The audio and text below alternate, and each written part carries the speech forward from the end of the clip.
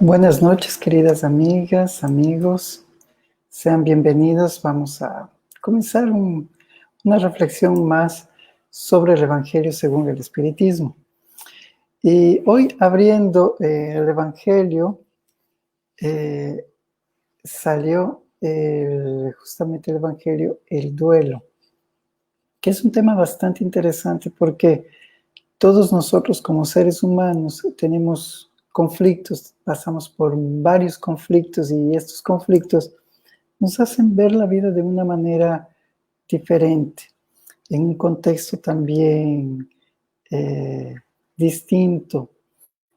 Entonces, vamos a ir analizando poco a poco este texto.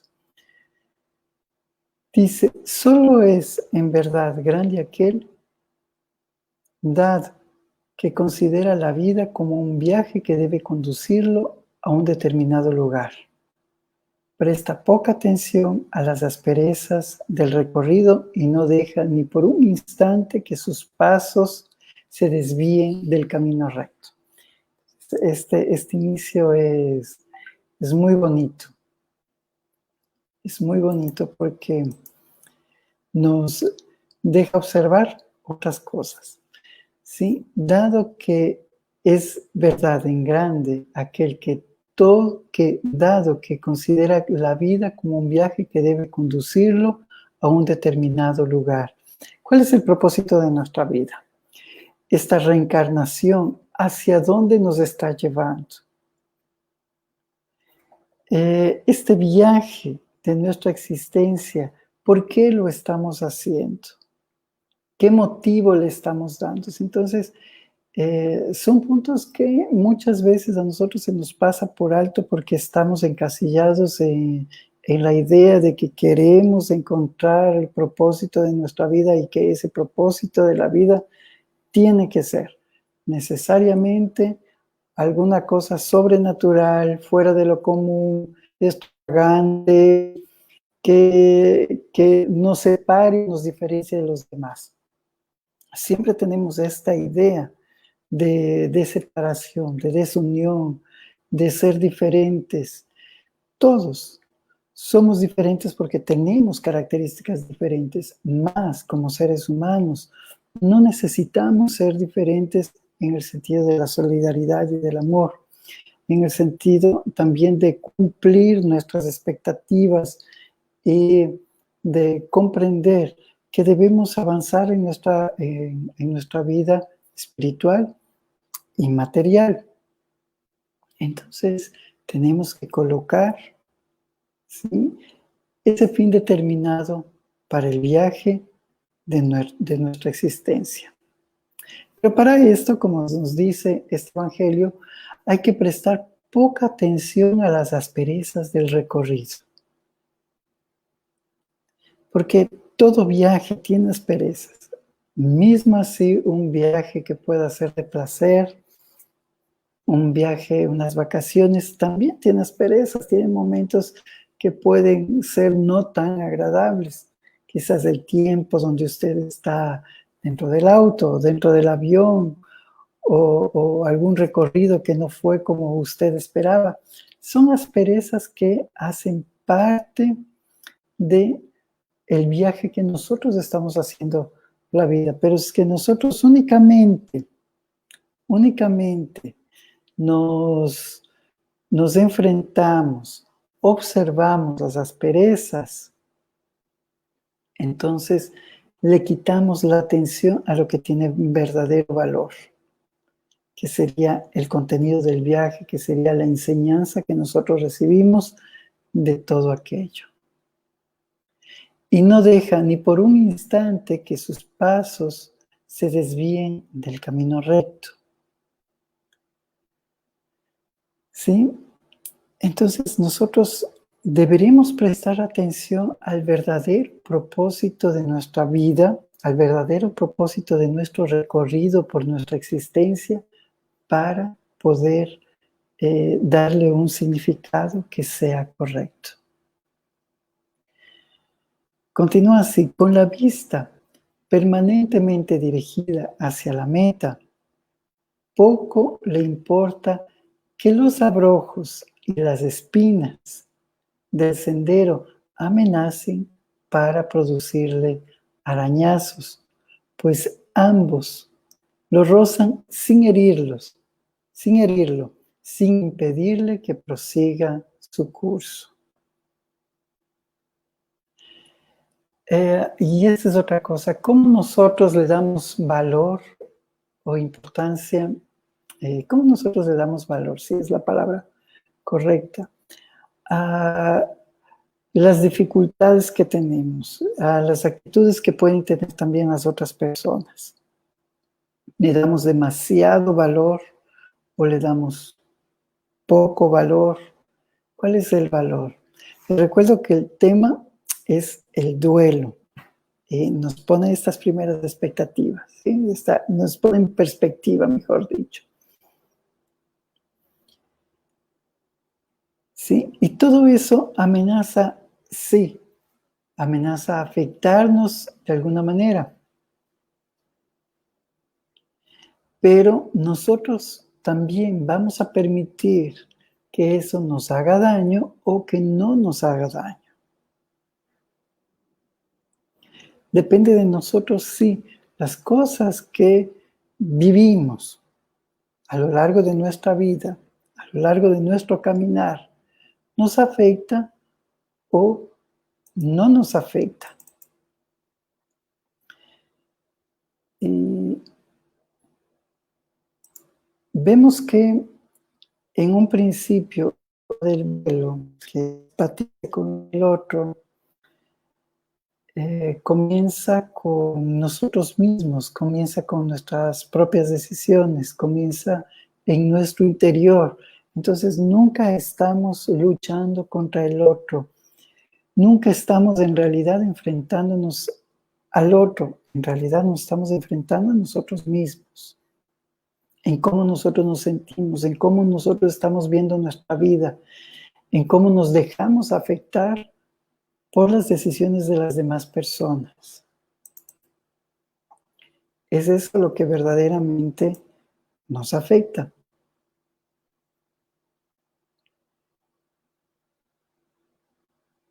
Exponer sus días para vengarse de una injuria equivale a retroceder ante las pruebas de la vida. Es un tema muy, muy bonito, es un texto muy bonito. Sí, exponer sus días para vengarse de una injuria equivale a retroceder ante las pruebas de la vida. Cuando nosotros estamos con nuestra mente fija, buscando desquitarnos, buscando hacer algo contra el otro, entonces nosotros estamos retrocediendo, no estamos avanzando en nuestro crecimiento espiritual. No estamos siendo coherentes con lo que nosotros estamos estudiando. Y como dije hace un momento, estamos enfrentándonos con nosotros mismos. Y no nos damos cuenta que estamos perdiendo la prueba, estamos perdiendo la oportunidad para avanzar, para ir un poco más adelante. Continúa el Evangelio diciendo, eso siempre es un crimen ante Dios. Y si vosotros no fueseis como lo sois, engañados por vuestros prejuicios, sería también una ridícula y suprema locura ante los hombres. Eso es siempre un crimen ante Dios. ¿Cómo puede ser esto un crimen ante Dios? Vamos a aclarar esto también. ¿Sí? Delante de Dios, Dios no juzga, Dios no castiga, Dios no se siente herido, porque Dios no es una persona. Dios es una entidad que nosotros todavía no alcanzamos a comprender. Pero, ¿cómo es un crimen? Nosotros somos una creación divina, por lo tanto, somos divinos en ese sentido, como creación. somos una idea de Dios. Entonces, cuando nosotros retrocedemos, cuando nosotros nos resistimos a avanzar, ese es el verdadero crimen. El no darnos oportunidad para avanzar, el no ser conscientes de que debemos seguir adelante, de que no debemos detenernos.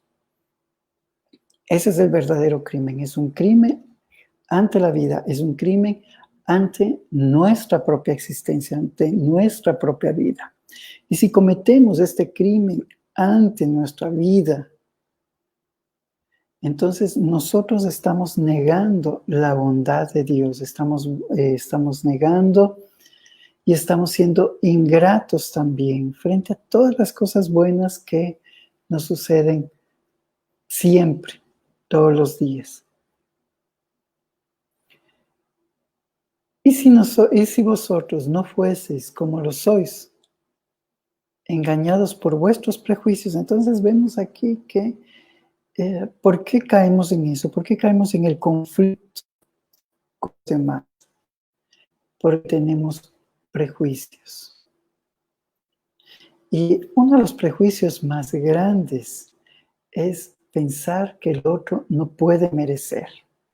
Y cuando nosotros comenzamos a pensar que el otro no merece porque es así, porque es de esta otra manera, porque no pensamos que quizás no está preparado y todo eso, entonces nosotros comenzamos a tener un enfrentamiento en silencio frente a la otra persona que en algún momento se va a convertir en un enfrentamiento también real, tangible. Y por eso dice, sería también una ridícula y suprema locura ante los hombres. Porque es ridículo cuando cuando yo me pongo a pensar en la vida del otro, en lo que puede merecer el otro, o en la felicidad o en la angustia del otro, sin que en esto tenga que ser en cuanto a la solidaridad, a la bondad, a la alegría. Así que eso es diferente, ¿no? Vibrar para la alegría del otro. Y solamente pensar en forma de hacer un juicio, en forma de hacer un análisis de la vida de la otra persona, entonces nosotros estamos cayendo en ridículo, estamos perdiendo el tiempo de forma ridícula. Somos engañados por nuestros prejuicios y perdemos el tiempo en forma ridícula. Y si lo observamos, como dice aquí en el Evangelio, es una locura suprema, porque en verdad estamos perdiendo tiempo y oportunidades. Oportunidades para nuestro crecimiento y oportunidades para nuestra madurez emocional. Es así que deberemos observarnos un poco más a nosotros mismos con un ojo crítico en el sentido del buen sentido, en buen sentido, mejor dicho, y no en forma de juicio, incluso hacia nosotros mismos. Deberemos tener la suficiente claridad para apartarnos de los pensamientos hacia los otros y comenzar a observar y vigilar nuestros propios pensamientos. Vigilar y observar nuestro actuar. Y permitir que los demás sean como son, porque todos vamos a tener que llevar nuestra propia carga. Vamos a tener que avanzar en nuestros días y enfrentar las dificultades que nosotros mismos nos hemos impuesto o que estén programadas también para nuestro crecimiento. Continúa el Evangelio diciendo, el homicidio cometido en un duelo es un crimen. Bueno, quizás nosotros no lleguemos al punto de el homicidio por duelo, ¿no? Por estar en conflicto. Sin embargo, se dan. Por ejemplo, podemos pensar nosotros en familias que hoy por el momento se ve mucha disfuncionabilidad, esa falta de comprensión para el otro. Muchas veces es difícil, es muy difícil lidiar con los propios sentimientos, trabajar con las propias dudas. Y más todavía cuando nosotros convivimos dentro de una comunidad, dentro de una familia, por ejemplo. Entonces, quizás nosotros no vamos, nos batimos a duelo con pistolas, no, pero nos batimos a duelo con nuestros sentimientos, con nuestras ideas, con nuestros comportamientos. Y eso puede incitar a un suicidio, por ejemplo. ¿Cuántos hombres, cuántas mujeres acuden al suicidio porque no logran comprenderse entre sí, porque no sienten la comprensión de su familia, porque su familia no alcanza a comprenderlos, porque se sienten, están acorazados y no dejan filtrarse esas palabras de amor, no se dejan conmover por la necesidad de otro. Eso es duelo. Luchar por el poder es un duelo. Cuando en nuestros trabajos, en nuestra familia, en nuestros centros espíritas, no deberemos luchar por el poder, porque eso desanima. En realidad, mata. Entonces, muchas personas desisten de muchas cosas. Desisten primero de su vida, desisten de su felicidad, desisten hasta de la doctrina, tomando en cuenta que la doctrina no tiene nada de culpa de lo que nosotros hacemos como individuos. Pero las demás personas desisten porque por nuestro temperamento, por nuestro carácter. Y yo pongo así, porque también hay etapas en mi vida que yo soy bastante duro con las demás personas. Entonces, toma un tiempo para todos nosotros, para poder madurar también y comprender en realidad lo sensibles que somos absolutamente todos los seres humanos. Y todos los seres humanos somos sensibles, somos como niños y tenemos esa fragilidad interior que somos llamados a cuidar. Amar al prójimo como a ti mismo es cuidar de esa fragilidad interior. Intentar mantener esa fragilidad interior, no como fragilidad, pero tratar de darle un tratamiento caritativo, amoroso, cálido, para que la otra persona no desista de sus sueños, porque quien ya no tiene un sueño en su vida, ya no tiene un propósito, es una persona que se está dejando morir.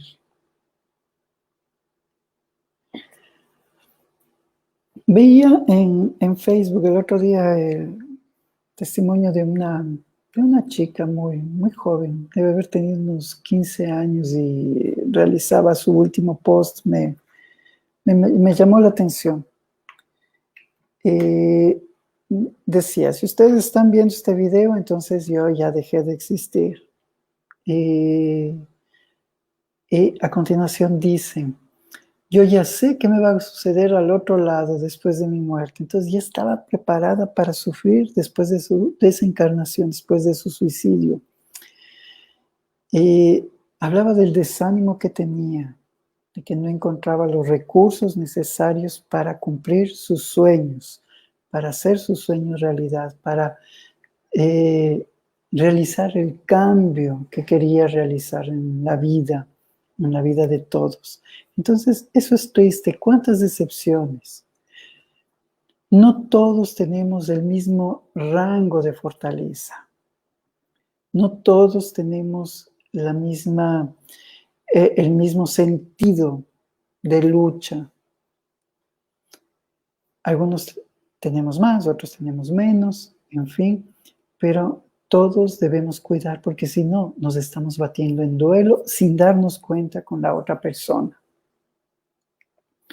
Nadie tiene el derecho en ningún caso de atentar contra la vida de su semejante. Y aquí vale la pena, como aquella máxima de Jesús, ¿sí? Si es que tú,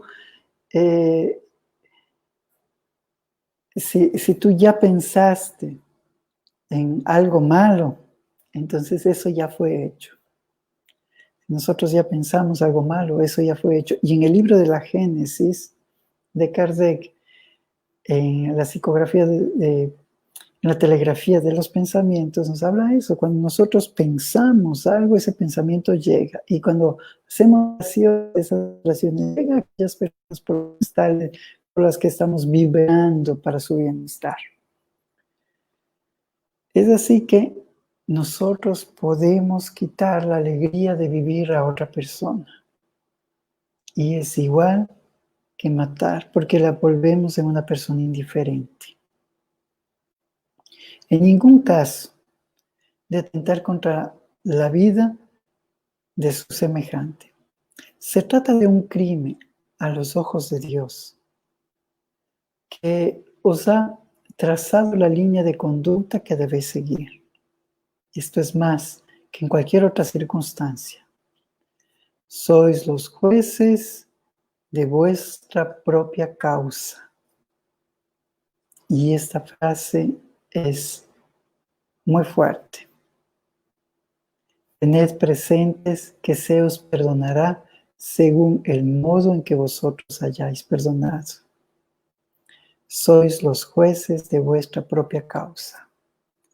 Nosotros nos convertimos en los jueces de por lo que estamos luchando, de lo que estamos juzgando, y por ende somos juzgados al mismo tiempo en ese instante. Dejemos de ser tan duros, dejemos de dificultarnos nuestro propio camino para ser flexibles. Quizás existan personas con las que sea difícil la convivencia, que no empaticemos mucho con esas personas, que no hallemos afinidad con ellos. Eso es una cosa. Sin embargo, tratemos de despejar nuestros pensamientos y no tenerlos presentes en nuestras ideas. Porque en ese instante nos comenzamos a juzgar a nosotros mismos. Y deberemos perdonar a los demás sus dificultades. Sí, se perdona, no el hecho, se perdona a la persona, se perdona la dificultad que tiene para comprender, para que nosotros también seamos perdonados todavía las cosas que no somos capaces de comprender y que todavía caemos en ella. Pues la clemencia es hermana del poder. Y esto es increíble. La clemencia es hermana del poder. Entonces, que yo quiero ser fuerte. Si yo quiero tener poder, debo ser una persona bondadosa. Debo ser una persona sincera. Debo ser una persona honesta. Debo ser una persona gentil. Porque allí verdaderamente está el poder. Si yo soy grotesco, difícil, tosco, entonces no tengo poder, tengo carencias. Mientras la mano de los hombres derrame una gota de sangre humana en la tierra, no habrá llegado el verdadero reino de Dios y el reino de paz y de amor que debe desterrar definitivamente de vuestro globo la animosidad, la discordia y la guerra. ¿Cuáles son, frente a qué tenemos animosidad? ¿Con qué discordamos? ¿A qué le estamos haciendo guerra? ¿Por cuáles son las causas por las que nosotros nos levantamos? ¿Por qué estamos trabajando día a día? Porque la persona espírita es una persona idealista. Jesús es idealista. Siempre muestra el camino hacia la elevación, hacia la cristificación. Limpia todas las asperezas para que nosotros podamos hablar con Dios y nos acerquemos a Dios como Padre. ¿Por qué estamos en discordia, en animosidad? ¿Frente a qué estamos en guerra? Entonces, la palabra duelo solo existiría en vuestro lenguaje como un lejano y difuso recuerdo de un pasado que ya no existe. Los hombres no conocen otro antagonismo más que la noble rivalidad del bien. Y esa rivalidad del bien es interesante. La rivalidad del bien significa que yo veo que una persona hace algo bueno por los demás. Entonces yo pienso, yo podría hacer eso mejor. Y esa persona sí anima a hacer alguna cosa mejor. Mira el otro y dice, qué bien que le salió eso. Entonces yo voy a hacer todavía algo mejor. Es otro tipo de competitividad. Es otro tipo de rivalidad. No tiene que ver con la rivalidad de enfrentarse, de tener discordia. Entonces, nosotros tenemos que ver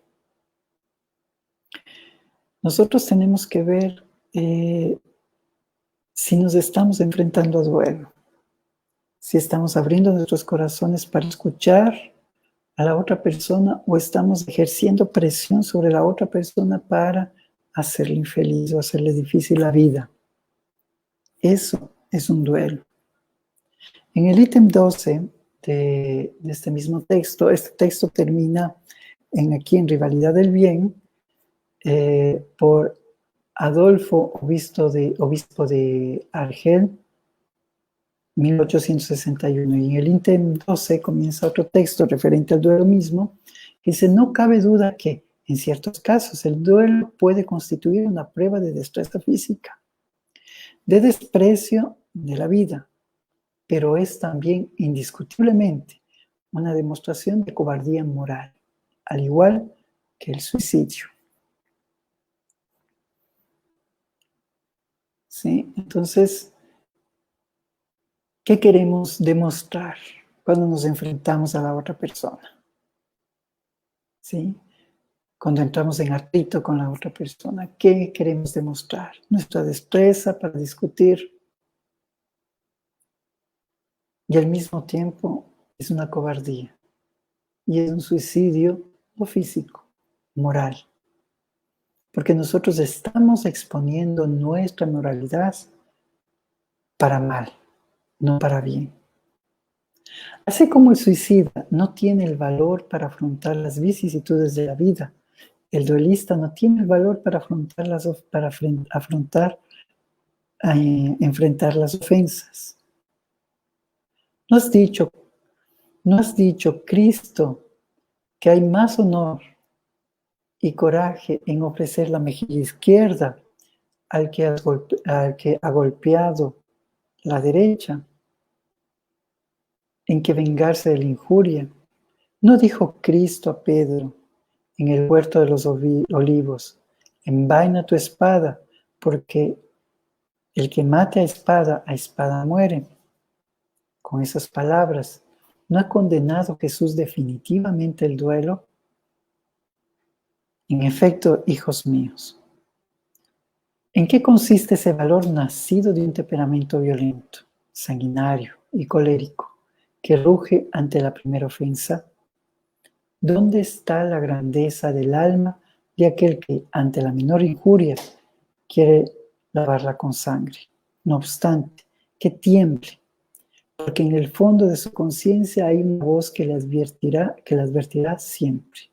Caín, ¿qué has hecho con tu hermano?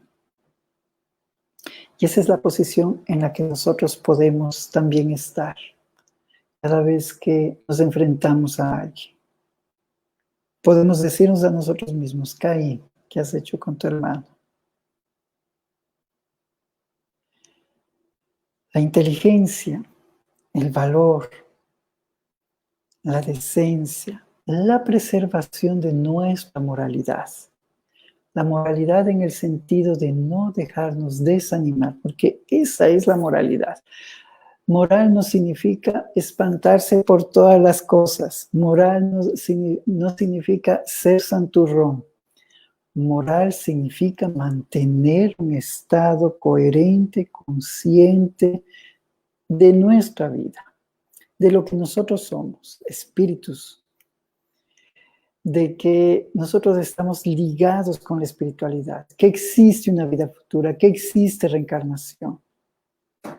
Eso significa mantener una moral elevada, tener conciencia de todo eso, tener conciencia de que nosotros somos amor, de que Dios nos hizo de una forma amorosa para el crecimiento, para la expansión, para el progreso y que no podemos retroceder.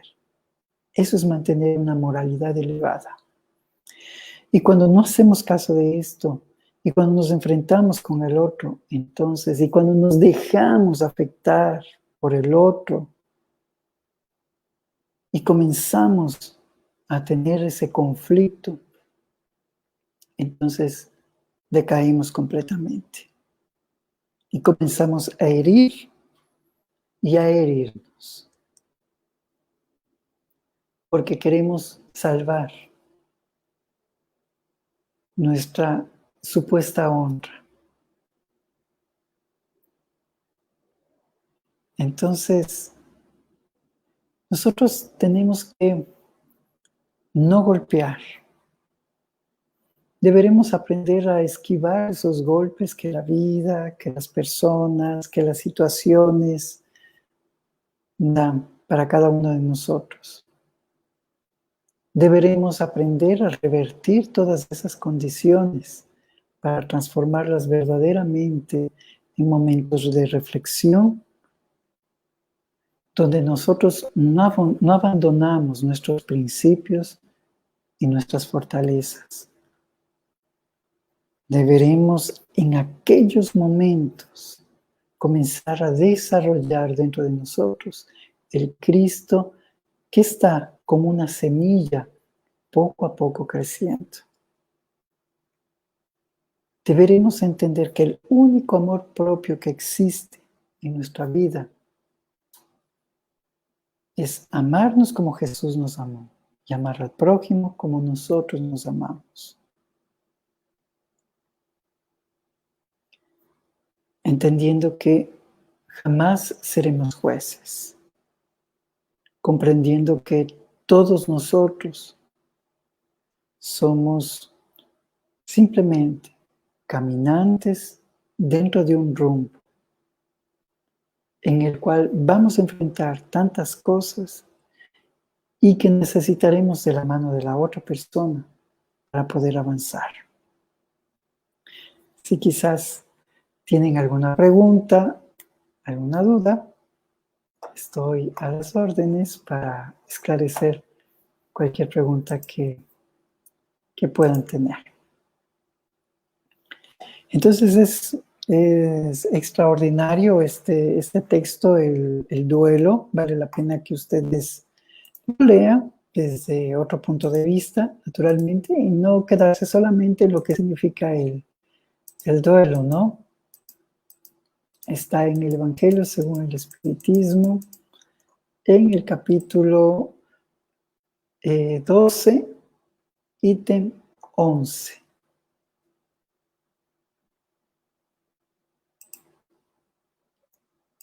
Y nos esclarece muchísimo esto. Entonces, tenemos que revisar cómo es nuestro comportamiento con las demás personas, cómo es nuestro comportamiento con las personas más cercanas a nosotros.